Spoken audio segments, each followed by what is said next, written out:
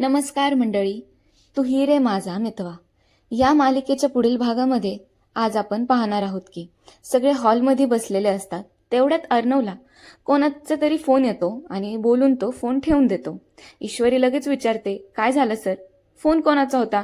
अर्णव सांगतो, तुझ्यावर ज्या माणसांनी हल्ला केलता ना, ते हल्लेखोर पकडले गेलेत, त्यामुळे पोलिसांनी आपल्याला पोलीस स्टेशनमध्ये बोलावलेले आहे.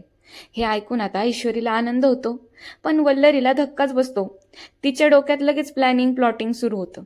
ती तिच्या रूममध्ये जाते आणि विचार करायला लागते आणि मनातल्या मनात म्हणते, आता हे हल्लेखोर उदयकांत राजे शिर्केचं नाव घेतील आणि उदयकांत माझं. नाही नाही, असं होतं कामा नये. मला काहीही करून स्वतःसाठी उदयकांतचा काटा काढावाच लागेल.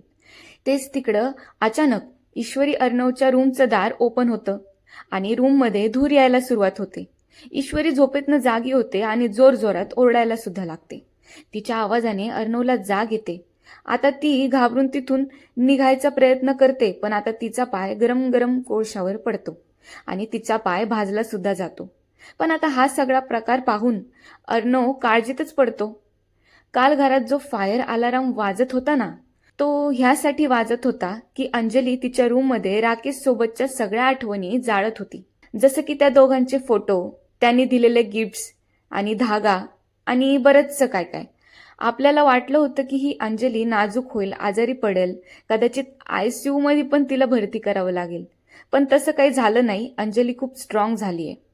मग तुम्हाला आजचा हा एपिसोड कसा वाटला ते कमेंट बॉक्समध्ये कमेंट करून कळवा. आणि तुमच्या काही शंका असतील तुम्ही त्यासुद्धा विचारू शकता. आणि चॅनलला सबस्क्राईब करायला विसरू नका. Bye bye.